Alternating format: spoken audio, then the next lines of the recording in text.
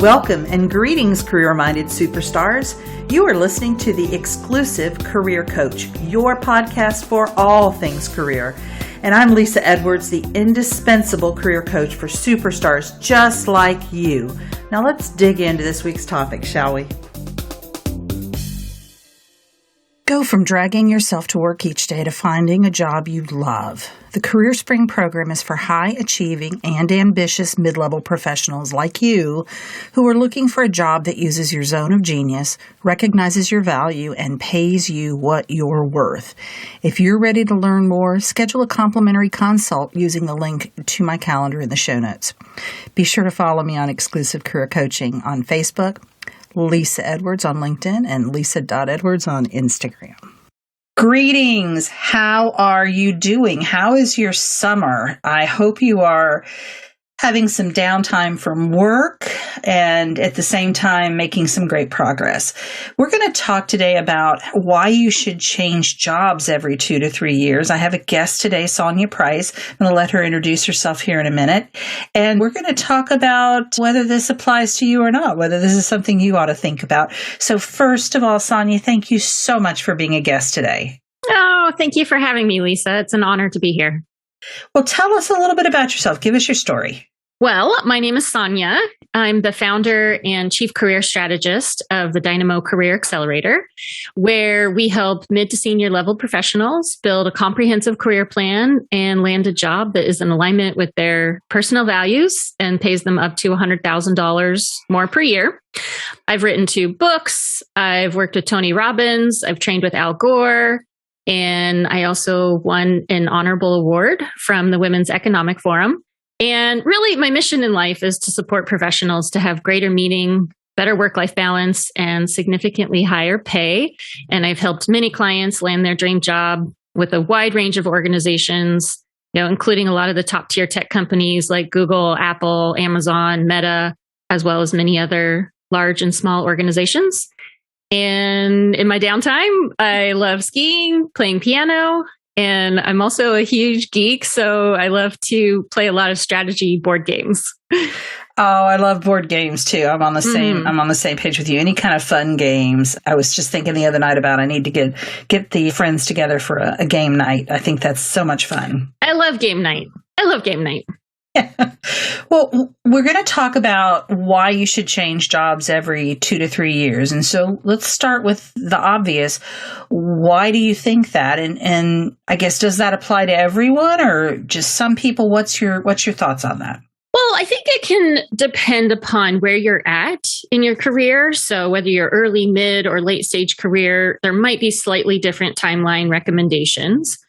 But in general, I do recommend making that consideration and making that change every 2 to 3 years. And here's why. So actually, the average employee tenure is about 4.2 years.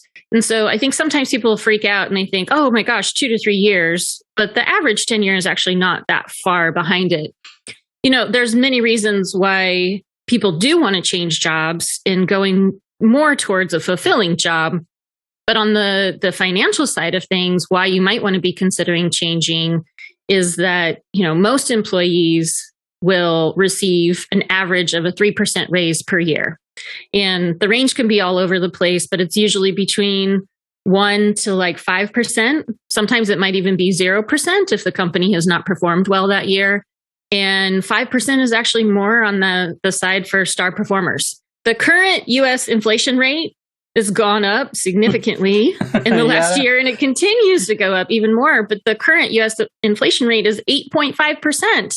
So if you're receiving, somewhere between 1 and 5% of an increase each year, you're actually losing money if you continue to stay with that same company. And even if you did get a pay increase of 8.5%, maybe even 10%, which is very, very high, you're really not making that much at all. And especially by the time that you factor in taxes and, other things that are getting deducted from your paycheck. So, the thing is that I imagine that you're continuing to learn new skills all the time, and you should be compensated for that. If you're learning new skills, your skills are far too valuable to be continuing to work, 40, maybe sometimes 40 plus hours per week. Why should you actually be losing money instead of gaining additional money and getting rewarded for the work that you do and the time and the effort that you put in? One of my favorite sayings is, if you're going to work for the man, find a way to make the man work for you. So, when you change jobs, you can generally expect to receive somewhere between a 10 to 20% pay bump. That's pretty average. And in some cases, I've actually helped a lot of clients who have earned up to $100,000 more per year than, they were previously making. And I've helped many people like double their salary. So big things are possible. Like if you know what you're doing with your overall career strategy and job search, like you can make significant jumps in pay and also be looking at other things like title, scope, responsibility. If you want to accelerate and advance your career, changing jobs is a really great strategy to help support that as well.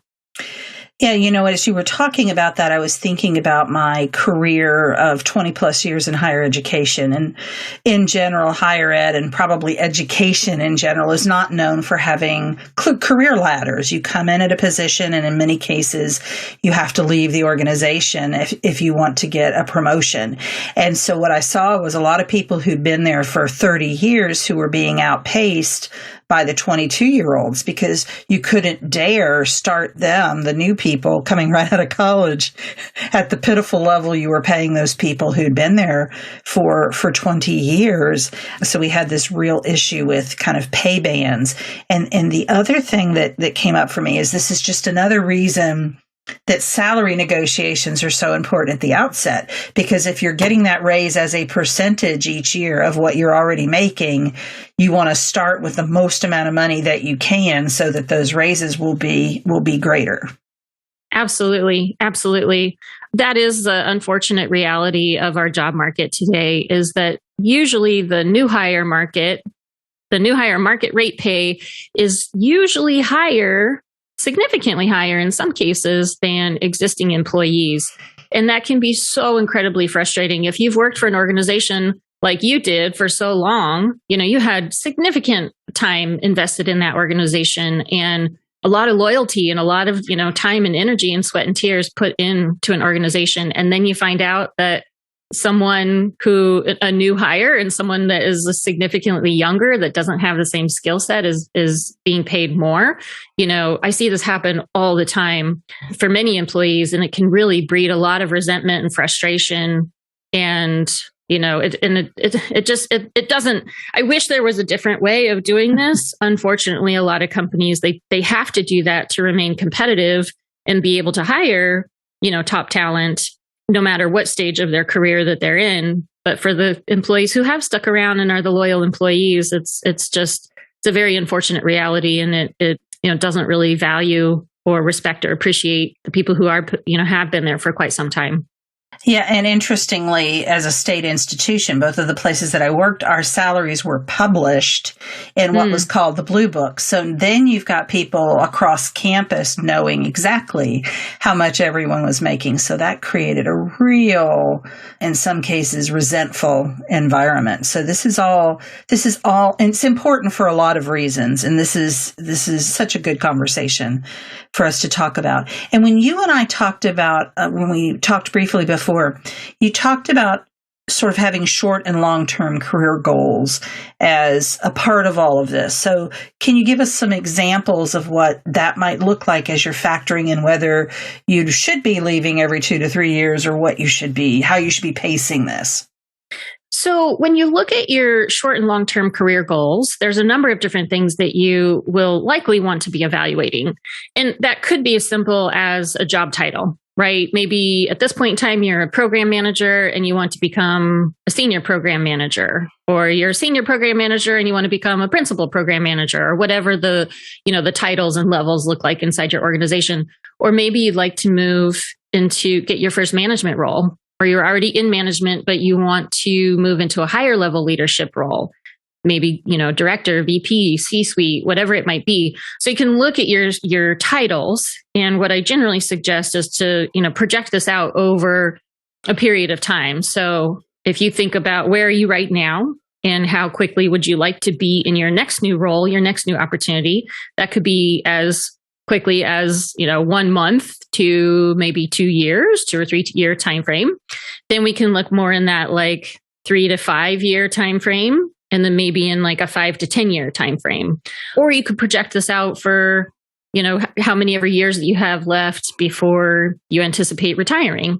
So we can look at your job title, but we can also look at other things like, do you want to become a domain expert in a specific area? Is there a certain technology that you want to really hang your hat on and grow your career in? I work with a lot of folks in technology. And so, maybe there are folks that want to, learn more about AI or machine learning or, cloud-based technologies, or maybe they are a Salesforce expert and they're going to just really, build their entire career around Salesforce tools.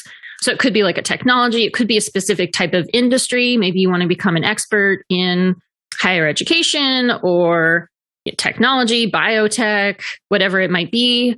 And then maybe it's like specific skills that you want to grow your career into. So when you think about where you're at now and then what might make you eligible for that next new move in your career, let's say that you do want to move into management, you don't have prior management experience, like what kinds of skill sets would you need to be learning so that you can be considered eligible for that first management type of opportunity?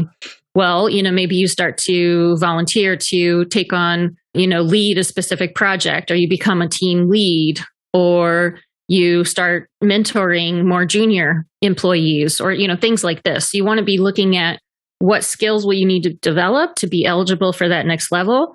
And then, of course, we can also be looking at the pay ranges for each of these levels and factoring that into your overall short and long-term career goals as well, because, you want to be accelerating, your opportunities and also the compensation that could come along with that. And any one of these things that I just mentioned, use those as motivations to want to proceed and want to advance to that next level.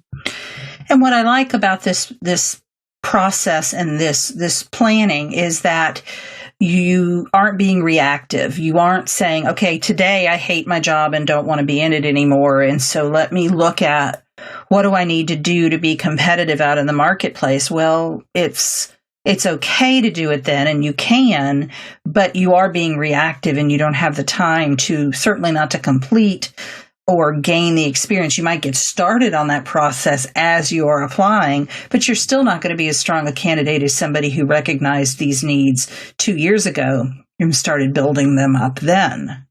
Mm-hmm. Yeah. You raise a good point. Being much more proactive rather than reactive. Sometimes I find that when folks, come to me, there's a specific reason as to why they're looking to make their next career move. They hear that layoffs are coming, or there was a reorg and they don't like their new manager, or, whatever. And not just, dissatisfaction is often what causes us to make a change. But the more proactive that you can be about this, generally the further and faster that you're going to get where you really want to go. Because if you're waiting for some sort of condition to motivate you to make that change, then, who knows how long you're going to be kind of waiting. Here's how I like to think about it. Most of us work in organizations where there's some sort of, roadmap for a product roadmap or whatever the organization itself is working on. And we have annual goals and quarterly goals. But how often do we actually do that for our own career? How often do we actually sit down and think, what are my goals for this year? And doing that quarterly evaluation to say, okay, where am I in my overall skills development? Or did I accomplish what I wanted to this quarter? And what do I want to focus on next quarter or next year? And am I even aligned with the right type of opportunity to help me gain that experience? Absolutely. And I think the subtext here that I hope the listeners are hearing is that you don't have to be unhappy, miserable, hate your job to look for something else. And I think this kind of planning really opens the door and it makes it clearer to you when it will be time to move on. And it's not a knee-jerk reaction to your boss being, his idiot self or whatever the case may be. Absolutely, for sure. You can love it and still be ready to move on. And actually, I don't know about you in your practice, but those are my favorite people to work with. They're not running away from something. They're choosing to move towards what is next for them. And they've got that vision in mind of what that should be. Now, having said that, let's take a little bit of a detour. So we've got this plan and we're working our plan and we know what we want to do next, but this opportunity comes up. Let's say a recruiter calls us out of the blue. We weren't looking and it is not what was in our plan, but boy, it sounds interesting. And we do our due diligence. We like what we hear. Everything sounds really great. How does that fit in to our career plan? What do we do with it? Well, not everything is written in stone. So if a really phenomenal opportunity presents itself and you feel engaged and excited by that opportunity, I say go with it. Go, at least evaluate it further and see what comes of it. But I would also really try to keep your eye on the prize.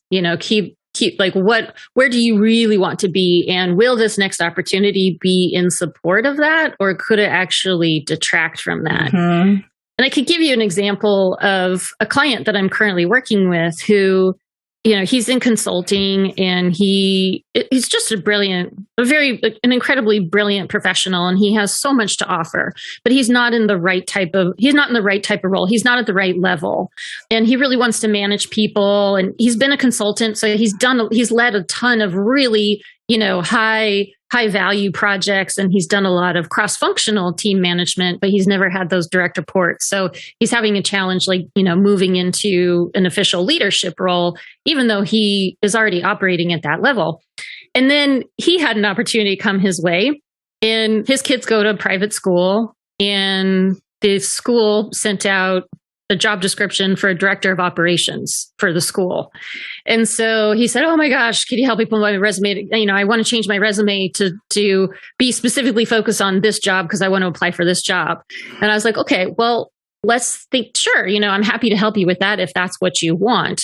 But let's step back and think about this objectively. What is this role and what's the compensation range associated with it? And would this truly be engaging for you? Would this give you something to sink your teeth into? Or would it be kind of exciting for, a few months, 6 months, maybe even a year, and then you're bored to tears and oh my gosh, now he's, gone in this direction that might make it even more challenging for him to get back on track with, his previous goals." So he's working in technology companies, but then, making a transition over to a private school. The title is director of operations, but it does not have direct reports. And it didn't really seem like it had the scope or, the scope of where he really should be operating at. So that's something that we're currently looking at. And I'm just really trying to help him think objectively of is this really what you want? And what's the pay range associated with it? And he's like, "Well, maybe I'll get a discount in my kid's schooling." And he has 4 kids that are going to this private school. So I think there's a big motivator there for him. But I also think, okay, well, what if you could get a management or director level role with a tech company where you're probably going to be making, I don't know, 2 to 3 times more money. And then, that tuition discount is kind of a wash because maybe you're making so much more money in this other industry or organization that it may not, might not, you know what I'm saying? So anyways, these are the kinds of things that, if you're in a similar situation, you get a call from a recruiter and there's some, kind of interesting project and you're like, okay, it sounds really cool, but I would take a step back, try to think of it objectively and figure out, does this actually really fit in with your longer term career goals? Would it be in support of that? Or could it potentially be a detractor so that, fast forward a few years, if you try to get back on the same path that you're on now, could it actually be a little bit challenging to do so? Yeah, I use an analogy of a dartboard. And I used to, as I said, work in higher education. I was director of career centers, and I would talk to college graduates as they're coming out about all we're trying to do with that first job. We called it first destination in college, is to get on your dartboard. So whatever that is for you, get on there. It's going to be an outer rung. You're not going to hit the middle of the dartboard and get a bullseye right off the bat because you don't have A, the experience to get that job, but B, you also don't know yourself well enough. And then your goal with subsequent jobs as you move through your career is to move towards your bullseye. And I always make it very clear that there's a cluster of things in the middle of that bullseye. It's not a single job. But thinking about that, right? So what we don't want to do with the example of your gentleman who's thinking about the private school is, he might actually go to an outer rung on the dartboard, perhaps, by taking that job. I totally agree. And I think I would be curious what he would say if he didn't have 4 children going to school there. Would it be as interesting to him? And to your point, I had a client recently who was interested in being a flight attendant, and she had gotten an interview scheduled, passed, all of the initial things. And when it came right down to it, she realized what she really wanted was the travel, and that the career path she was on was going to be very lucrative for her in a few short years. And she could use that money to travel anywhere she wanted to. And P.S. and by the way, wouldn't have to put up with, obnoxious people in small spaces. Right, exactly. Don't have to serve peanuts for a living. You can't even do that because people have allergies. You can't have a peanut on the plane. You get those nasty. I just had enough of the little Biscoff cookies on my last trip. I was like, please give me anything else but. So I think it's that shiny object syndrome, isn't it? Like, oh, they have this, they do this, it's this named company. And sometimes folks don't look beyond the surface to see what's really there, or they don't think about it in terms of, a piece of their overall career plan and how does this fit in? Mm-hmm. Yeah, absolutely. I love your analogy of the dartboard, of just thinking, okay, what is the true bullseye, and what are all of the, what's the criteria and requirements for that true bullseye? And then what are the surrounding areas? You're still going to score a lot of points if you get, close to the bullseye, but then, are there these like harebrained ideas or opportunities that might pop out of the blue and you think, oh, but I get to travel, or, oh, but I get tuition reimbursement, or I get this, or I get that. And, there's always other ways to solve for those same desires and challenges. So yes. I love that you helped your client, gain that objectivity and, find something else where she actually gets to travel in the way that she wants to. Exactly.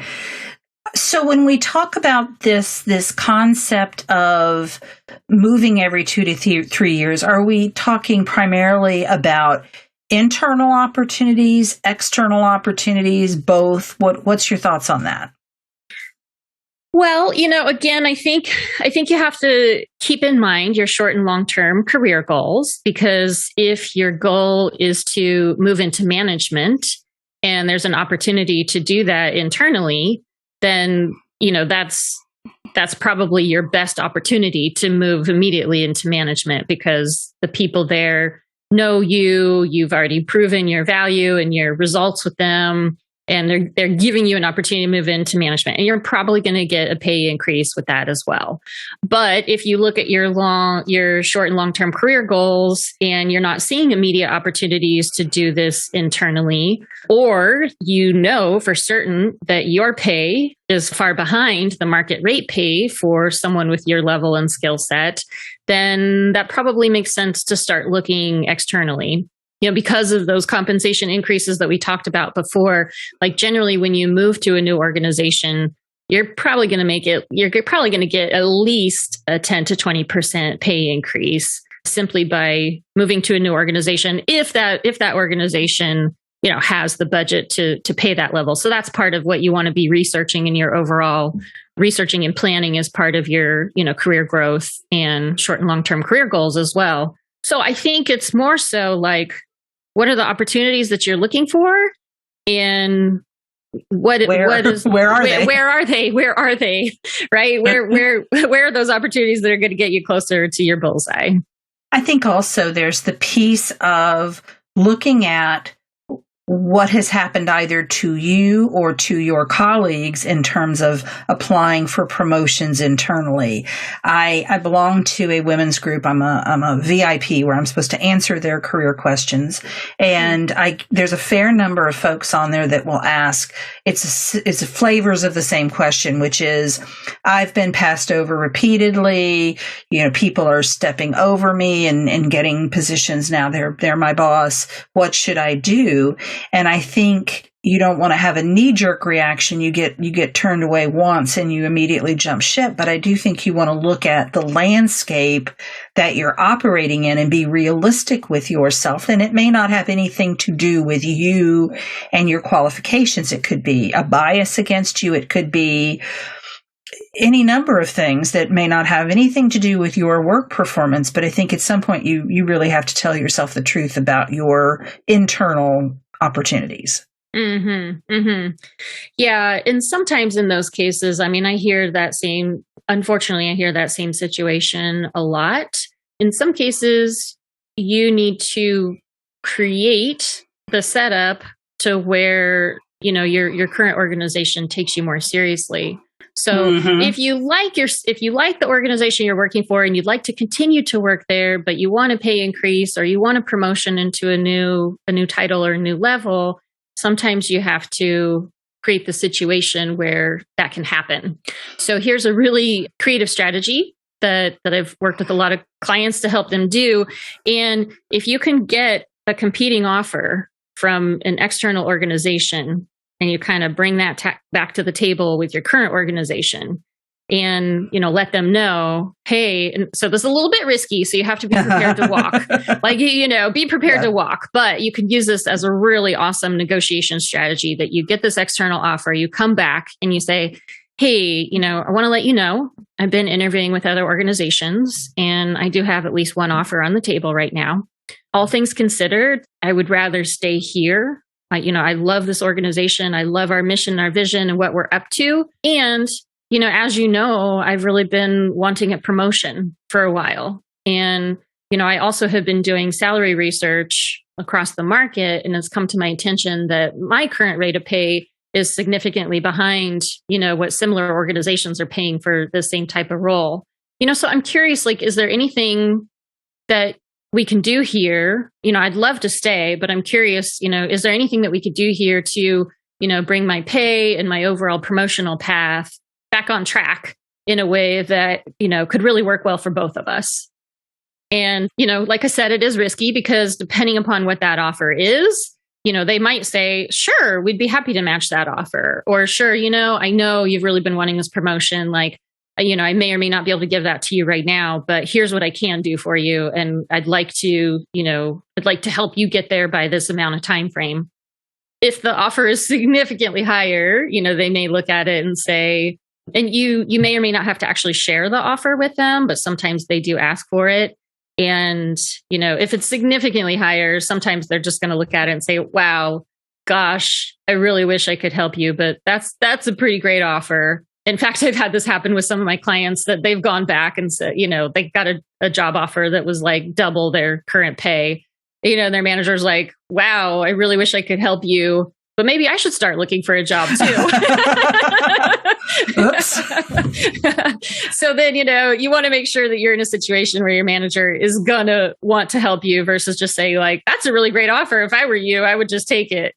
And maybe if it is a really great offer, you're just going to take it anyways, because that's, more in alignment with what you're looking for. But if you really want to stay with your current organization and you want them to take you seriously and you want them to give you the right kinds of opportunities, sometimes you have to orchestrate that right kind of situation where they do say, oh my gosh, you're right. You are an incredibly valuable asset to this team and we would hate to lose you. Let me go to HR. Let me see what kind of budget we can pull together to, give you a pay increase, or, there is this really great opportunity coming up. I want you to lead this project, or, or they start to, respect your skills more. And hopefully they do that. And you know what? If you're in a situation where you've been passed over promotion multiple times, I would just say, like, is it really the right place for you? If they're not, is it really the right place for you? Or there's so many fish in the sea. If it's not the right culture, if it's not the right environment, if it's not the right people, go find an organization that is supportive of you and wants to help you thrive and grow. And, there's so many fish in the sea. So like, see what else is out there. There might be something amazingly better than where you're at right now.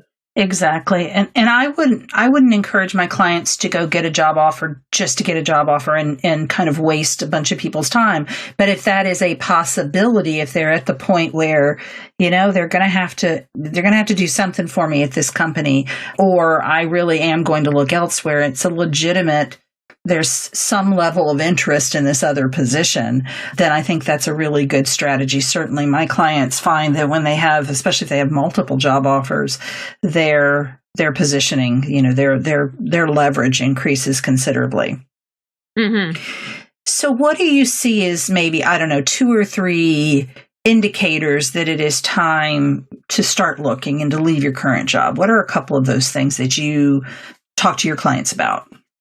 Yeah. I think if you're in a place where, you're looking to broaden your skills, your scope, or the types of projects that you're working on, you want more responsibility, you're looking for a bigger and better, opportunity. And that doesn't mean that has to be like more work, so to say, but you're looking for something that's more in alignment with where you're at as a professional in your career.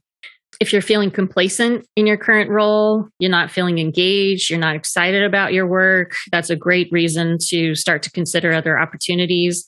And I think if you're feeling bored at work, there's plenty of research studies and data out there that shows that if you're not engaged with your work, the likelihood of more anxiety and stress and depression, it bleeds over into your life. So if you're feeling kind of down or depressed in life, think about, is your job contributing to that? And could there be a better opportunity out there for you that could give you greater overall life experience? If you're looking to advance your career, you want to move into a new level, new title, or you want to grow your professional network. There's a lot of value in, moving on and having lots of different types of opportunities over time, because then you get more connected with other professionals. And what I've seen happen a lot is that, birds of a feather tend to flock together. And so if you find people that you really like working with, and then they move on to a new organization or you move on to a new organization, oftentimes people will recruit each other and, kind of, they end up like moving around from with several companies. So if you find people you really enjoy working with, maybe you guys all support each other moving forward in your career. So lots of reasons to consider making a change. And, I think also just, taking some quiet time to yourself and reflecting, like, what's in your heart? What do you really want to be doing with your career? And is where you're at right now, like, is that truly in alignment with who you are? And do you like the organization that you're with? Do you like their product and service offering? Or do you like their mission and vision? Do you like, are their values in alignment with your values? And when you look at all of these things, is there a resounding yes of like, yes, it's time for me to get out and look for something new and different? Then go for it. And if it's a maybe, well, then maybe it might be time to kind of kickstart more of a passive job search, but, put yourself out there and try to get some opportunities coming in the door, just so you can kind of do some comparison and contrast to what's out there and how is it different than where I am right now. And is there something else out there better for me? I think it's much more, it can be much more difficult to make the decision to change and to look elsewhere when it's not obviously terrible, right? And it's about, I want to grow and I want to mature. That can be, you can settle for where you're at now a lot more easily than you do if you have something horrible going on at work. I'm thinking about 2 clients that I'm working with right now. One who I've worked with him for ages, and he reached back out to me. He's like, Lisa, I'm bored. And so he's ready to move and is very clear on what's lacking for him. And he's been spurred on. At the other end of the spectrum, I've got a client who has only been with her current employer about 6 months, but she is having physical symptoms. She is emotionally struggling. She works for a global organization, so she is having to hold meetings at kind of all hours of the day and night. She's got a very high global leadership position, and 2 of her team members have had nervous breakdowns since she's been there. And for her, it's been a real struggle because she wants to get out of that industry because she doesn't see examples of people having good work-life balance in her industry. And we are working together to redefine her and to see this as a choice that she is making, not some sort of failure on her part. But it really has affected her. Both the job has affected her and the thoughts of leaving what she has worked so hard for has really been a struggle. And I think those are the kind of situations where people need to come see someone like you or I to really get that unbiased perspective in the coach, not mom and dad or sister telling us what they think we should do, but what we should do, what's best for us based on our reasons and not someone else's advice. Yeah, for sure. I'm so glad that this woman is working with you right now because I think, we do all need a sounding board. And sometimes we forget how valued our skills are. And I'm imagining that there are probably many other organizations out there that would be, elated to have someone like her join their team. But when we get into these kind of, I'll call it a toxic work environment or a really challenging situation, and it's literally beating the life out of you.